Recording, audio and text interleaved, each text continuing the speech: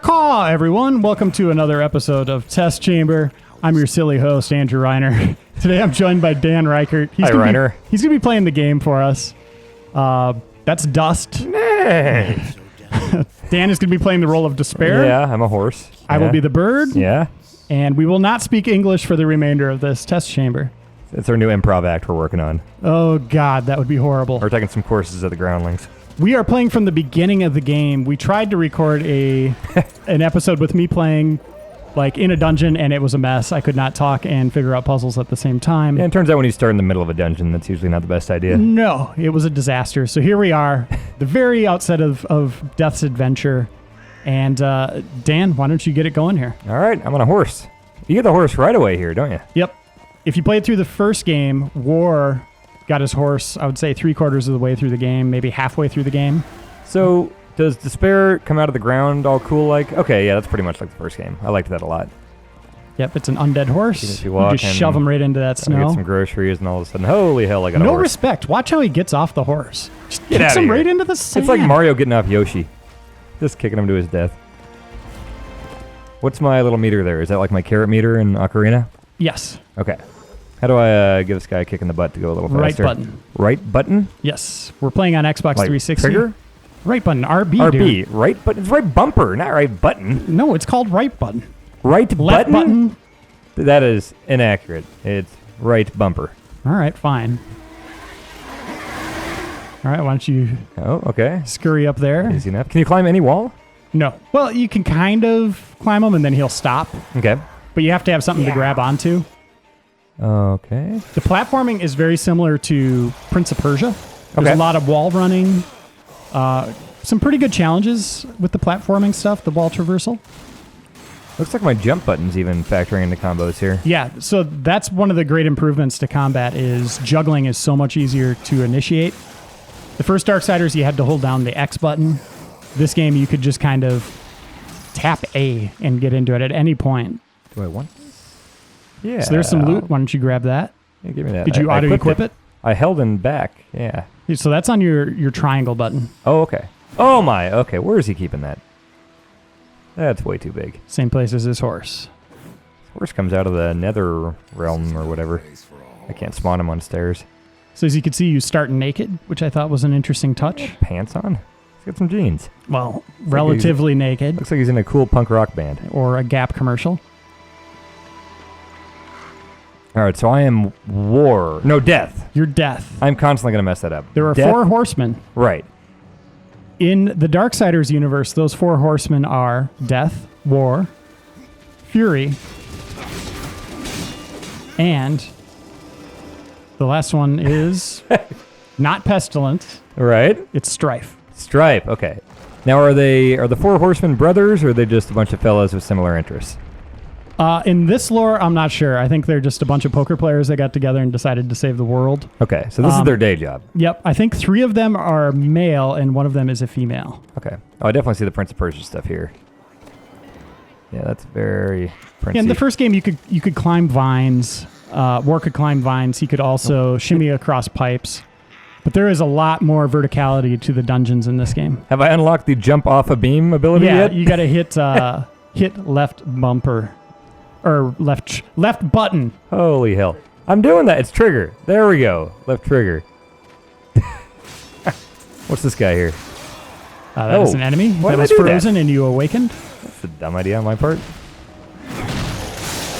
I like these combos a lot. Yeah, right the out of timing gate. feels really great. Yep. Whoa, there's some more loot. Pick it up. Wear it. All right.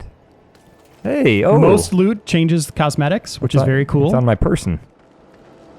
So I can go into here and see everything I picked up, right? Correct. Okay. So how do you... I've never been good at pronouncing that. Scythes? It's a Scythe. weird... Scythe? That's a stupid word. Yeah. Death apparently has no nipples. Okay. Just to point out the something's missing. Maybe next gen, if they release this on the next Xbox or PS4, they can add those. Maybe you haven't unlocked it yet. It's in a hidden chest. That's nipples. Part of the loot. Yeah, there you go. Oh, yeah. This all feels just right. Oh, Okay, my health is the green. What is the gray up there? That is your experience. Okay. So you can level up. There is a huge skill tree that part of it's... There's 2 paths on it, basically. Dan, why don't you bring it up, and we'll take a look. Sorry to do that while you're scurrying up the wall. Problem. Look at that. Okay, so here you go. And necromancy, and then the harbinger of death. I played necromancy, and the cool thing is you don't have any skill points yet. I'll show that later on. You can summon guys? You could summon little ghouls, a murder of crows. That's probably the path I'm going to take, too. But then you could see how 1, 3, 5, 8, those are the levels those things unlock.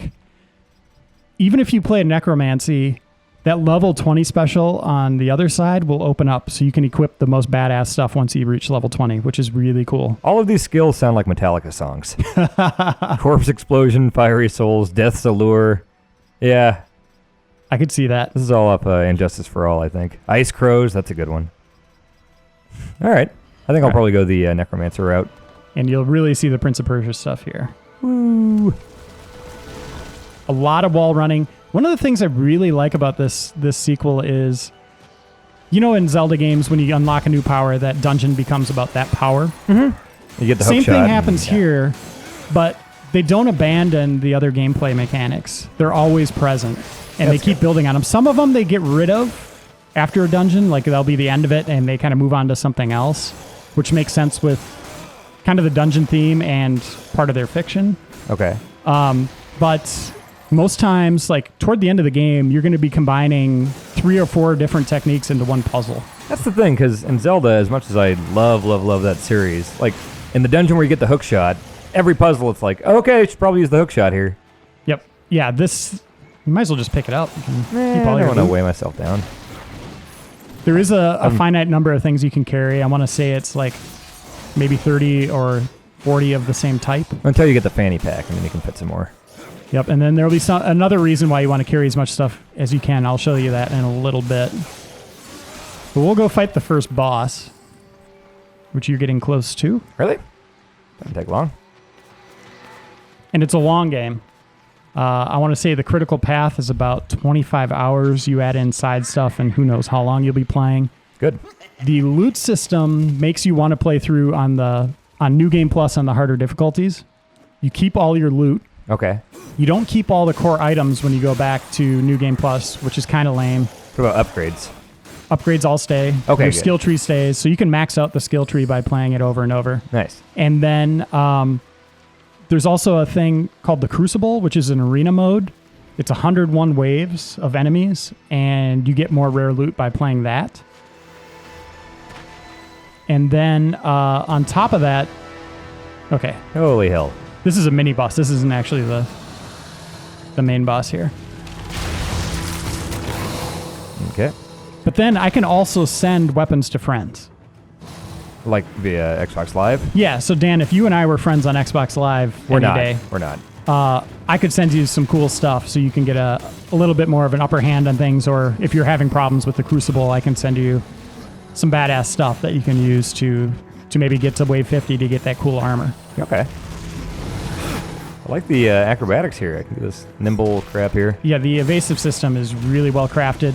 It's directional based, so if you hit, like if an enemy swings at you to, like he's going to hit you with his right hand and you dodge left, you're going to just dodge right into his attack. So you got to think about that as you're dodging too. I like that. Why am I not using the health potion? I'm hitting the button you're telling me to. You don't have any. And why is it telling me to use it? Dude, this is like the tutorial boss. Well, it's telling me to use it. That's not my fault. Oh, Dan, son of don't a die on the bitch. tutorial boss. Oh my god. Okay. I was distracted by it telling me to do a thing I couldn't do. I don't know, man. I just saw a lot of failed attempts. That's a bold-faced lie that it's telling me on the screen right now. It's on the load screen. Okay. I saw a lot of failed dodging. The last minute and a half of that battle, that prompt wasn't there. We can look at the tape and it would tell a different story. All right. I'm not going to worry about health potion. I'm just going to hit this guy in his feet. You can hit him in the tail, too. Okay. Like Ganon. Most of the bosses, unfortunately, are kind of pushovers. I think the main combat, like the standard encounters in the game, are really nicely balanced and designed. And I think war or death as a combatant is he's more geared for multiple enemies at once. You know, these acrobatic moves he has really come in handy when you're going against one enemy like a boss, and you're almost overpowered when you go against them. Even the last boss in the game is pretty easy. Do you feel overpowered most of the time? Not in standard encounters, that's the thing. It's just the bosses where you really feel like you have an upper hand. Okay. And obviously New Game Plus, that could all change on the harder difficulties, but as you go through on normal difficulty, which I highly recommend you do the first time through. That plan. And the funny thing is, I was looking at their difficulty settings. The third highest is Apocalyptic. Okay. And then after that, the harder one is Nightmare. You don't think the Apocalypse is worse than having a nightmare? It depends on the nightmare. What if it's about the apocalypse or something scary? I guess, but it's just a dream. By the way, I've not gotten hit once. I'm pretty proud of this. Are we just going to delete the first attempt? Yeah. Make me look all cool. That's what I'm doing. Get a little practice in. I pre-ordered this. Crap. I pre-ordered this yesterday, so I'm looking forward to picking this up. And another thing you'll notice is there hasn't been a B prompt on screen yet. No. That was a kind of annoying thing in the first game is every enemy of a larger size, even the smaller ones, it'd often bring up hit B to finish them. Yeah, their head comes down, you got to climb up on his face. And it's just a scripted animation. It wasn't a quick time event. But it was kind of annoying. Now those B button prompts are kind of special rewards. Okay. You'll see it every once in a while, and you really want to hit it because you'll kill an enemy faster than you normally would. Whoa. Very nice. Is there any kind of marketplace or anything? Can I sell these things, or what am I doing with these weapons? Yes. So there's a giant hub world, and you could sell anything you want. You could buy more weapons. You could buy health items. Those thing you really desperately needed in that first fight. The game lied to me about owning at the time. Listen to this elevator ride. The most epic elevator ride of your life. It's no Snake Eater ladder. All that scripted music for that moment. I'm okay with that. You're on an elevator. Bum, bum, bum. I play this on my iPhone when I'm going up elevators anyway. Now you're on a wall. What's up there? What are you up to, Crow? Oh, if you hold down the left button. Left bumper? No, the left stick button. Oh, okay. Depress left button, left stick. Oh, it's a Dead Space thing? Yeah. Okay. But it doesn't work very well. Hey, I'm like Mario. And up you go. So again, most of the dungeons are like this. A lot of verticality. What Dan! Oh. Okay. You died again! What? Hang on now. What? Okay, hang on. Of course you broke the game. What happened? You fell to your death. You're on the elevator again. What the hell? I'm chalking that up to the game. I'm good at these type of games. You jumped straight out toward the screen. Well, the controls were wonky for a second. Okay. Down. B button. B? Okay. I was doing it. So I can do this stuff. Wall jump. Nice. Okay, now watch. Hit A. Okay, there we go. What? No, Toward, just jumped up like an idiot. Okay. Oh, this is going to be brutal when you get to the tough platforming. I'll be fine. So this right here, the vines, War could do that in the first game. Yeah. But not with the grace of this guy. Oh boy. It's like Uncharted. What am I looking at here? Jump out to that. Look at that. This is going to be rich. I got it. Look at me. Ah, Dan! Okay. Turn. That way. Left stick. Left So trigger, LT left to lean trigger. away. Okay, I got to get used to that. That's different than like Prince of Persia type stuff. Left trigger. That's There you different. I got it now. So now I can do that guy. There we go. Perfect. All right, we got it. Let's go wake this dude up. I'm close to falling off. I don't want to fight here. Sorry. Change my mind. Yeah, Excuse so me. something you're not using is the left trigger lock-on. And that does a really nice job of framing the action. It'll always rotate, so if you hit, as you're locked on, right stick to switch to a different enemy, Okay. not only does your targeting switch to that character, but the camera also rotates, Okay. which is really nice. So you never really have to mess with the camera in combat. Gotcha. Just remember to keep using that right stick. There's the B button prompt, Oh, okay. which you didn't do, but as you can see, it's not as frequent as it used to be. Okay. Pick up some loot. That's health. Okay. Oh, there's potion. Thanks. Look at all the loot. Most enemies drop loot, which is awesome. Wrath potion. Ooh. An aim? Yeah, so you get a gun later on in the game, Okay. just like War, which is very handy if you're going Necromancer. I think I will be. We're going down here? So the one big complaint I have about the game is the story isn't very good at all. I mean, did you think the first one was anything to write home about? 'Cause No, but I they didn't keep really care trying to about that beat it either. down my head, like down my throat. Like, we want you to pay attention to this story. And Death's story ends up being he's mostly on errand quests. Like, he's fetching keys. I think he finds pretty much every key that must be in this world. And yeah, it's really hard to kind of follow. His story supposedly is he's going after... He wants to save his brother who's locked in the Charred Council. This story takes place So it's like, concurrently with the first game, in parallel with that first story. so this is like Luigi's Mansion, basically. Correct. He's trying to save your brother from a haunted house. Yep, exactly. Okay. Hey, look, I learned. Left trigger. And in the process, he's going to save mankind. Okay. I didn't feel like he really contributed anything to this story until the very end of it, Okay. which is, I played 25 hours before my character did something I really appreciated. It's always a good sign. Yeah. As far as the narrative goes. Yeah, look at this room here. Pan up. That's pretty So awesome. cool. I like that. Make a nice tattoo. Back tattoo. About to get an eye exam?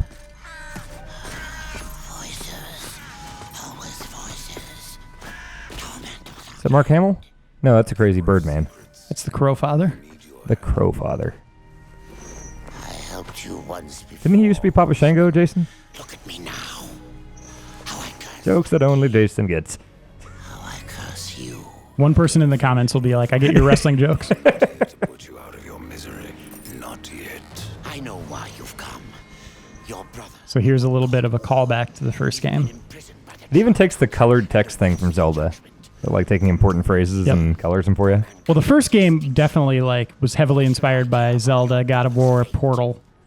This one has a bit more of its own identity. I didn't Okay. feel like I was playing through like a Zelda game with a horseman. strip him of power, let him rot in oblivion, to hide the truth. And we'll do this battle, and then I'm going to show you my game that I've been playing at home. The unfortunate thing with reviewing this game is I played it on something we call a debug unit, Bring mankind which is not retail.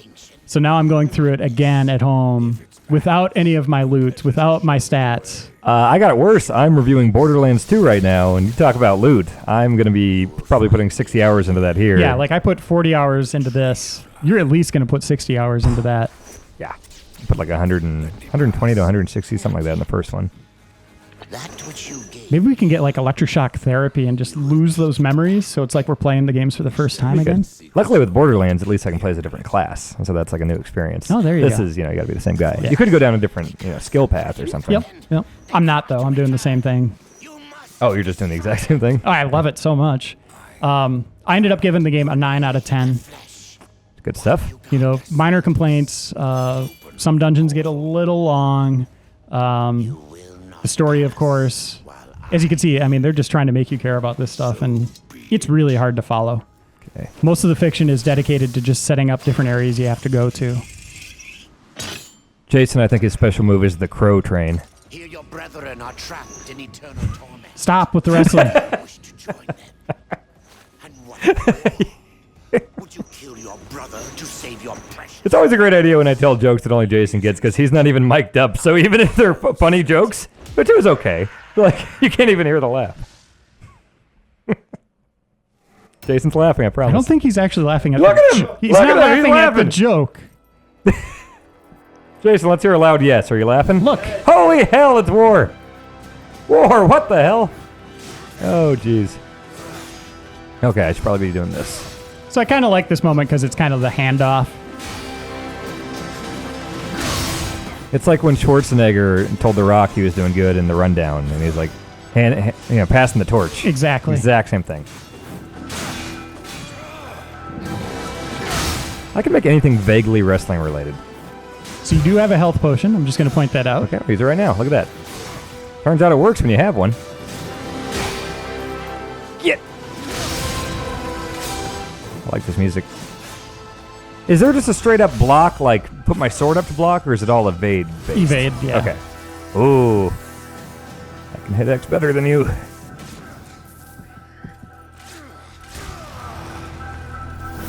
Air juggle.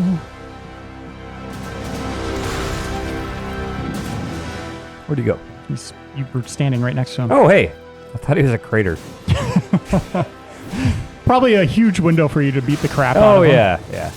That would have been nice. Nice.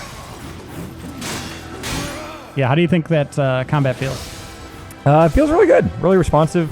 I always like the evade and counter type gameplay. And now if you hold down Y button, you get some charge attacks with that. Ooh. Oh, that knocked him silly. That was good. And the one thing you're not seeing here is how magic is tied into this, Yeah, I don't have which the I will magic show yet. in a few seconds. Okay. So we'll finish this fight off and then Yeah, you hand just it beat over. the crap out of him, and then we're moving on. This sounds like the music in the new Castlevania trailer, Lords of Shadow 1. Pwned. Suck it. But wait, Uh-oh. it wasn't actually him. Oh. It's like Shang Tsung. And once again, the game is very brutal. Cool. Get away, he's coughing blood. Yeah, just cover up that elderly man. mouth. Yeah.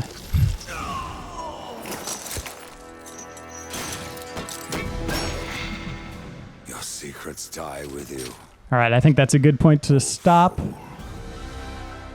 Let's move on to my save game. Cool. All right, we're back. This is about 5.5 hours into the game. It'll probably be a lot longer for you guys because you haven't played through the game before, and I'm kind of flying through these first dungeons. And things I want to show you are some of the rarer loot in the game. As you can see, they're all colored. Purple being really rare, blue being okay, orange being possessed weapons. These are the rarest of the rare. And the cool thing about possessed weapons, not only just being kind of badass out of the gate, is you can upgrade them. And the way you upgrade these things is you feed them other weapons. You're feeding the weapons? Yep. Dan, I don't know how that plays out in the fiction or You've anything never like been that. in the military, have you? No. That's not how that works. I don't know. If you put a grenade in a gun, you get a grenade launcher, right? I guess that's just math. If a gun eats a grenade. Yeah, I guess. So let's level this one up here. You can level up weapons 5 times. So this doesn't mean you're going to be keeping that same weapon through the entire game. And this one was just upgraded. And the cool thing is you get to add one more attribute. Ooh. So you can kind of pick what you want. I'm going to go piercing damage. Let's see if we can level it up one more time. I might not have enough loot. Wait, did that say you could rename it? I believe so, yeah. Oh, man, that's going to be fun.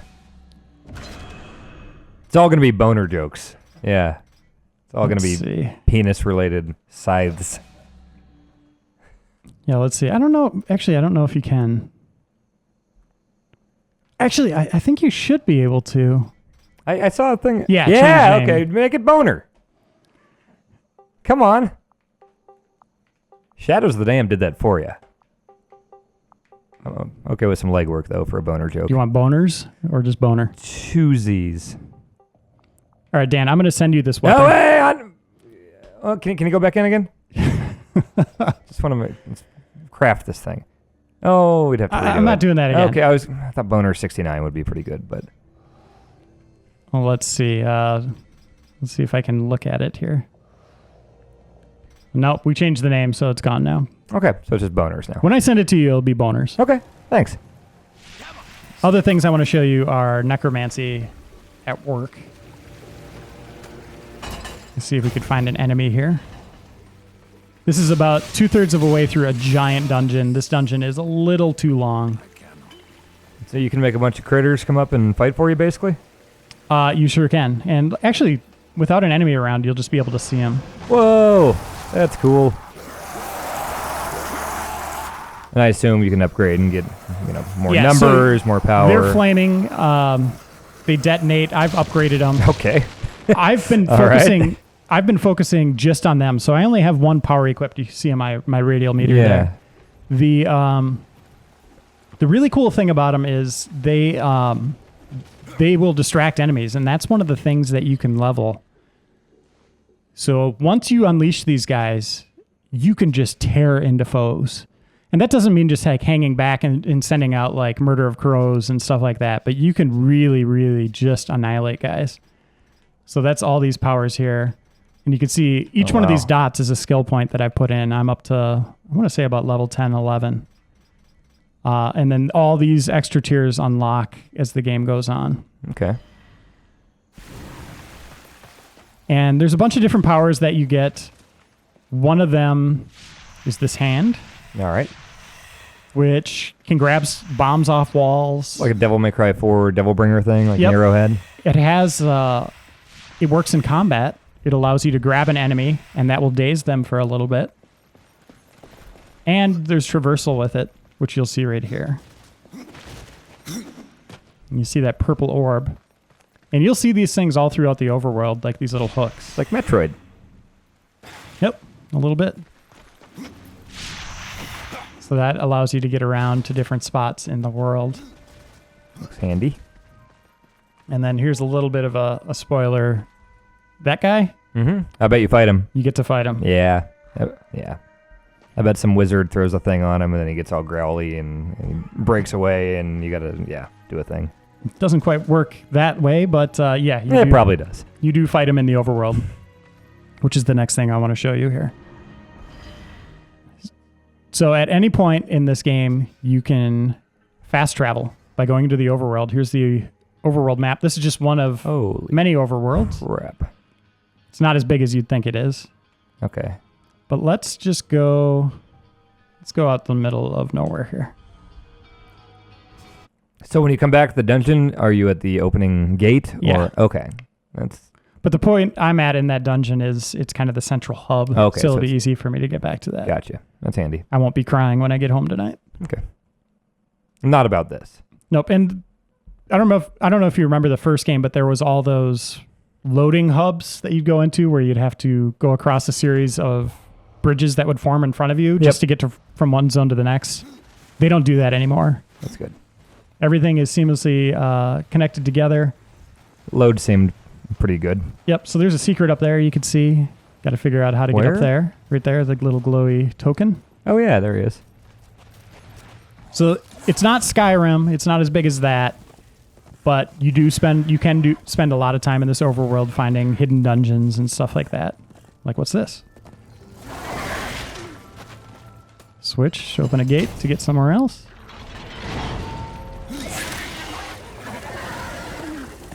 Okay, we could summon the enemies here. Or the ghouls. I need more, So here they come. I am going to use this really nice radial meter. Bring out the gun, take these guys out. Nice. And then just go wail on this. So does that radial thing let you change primary and secondary weapons on the fly? This, you could just switch to whatever you need. Okay. And you can equip 4 magical powers. And we just watch these guys tear into them. Let's see if we got to get them aggroed here. I like the RPG Diablo type damage indicators coming up. I'm a big fan of that. You could turn that off if you don't like that. I like that a lot.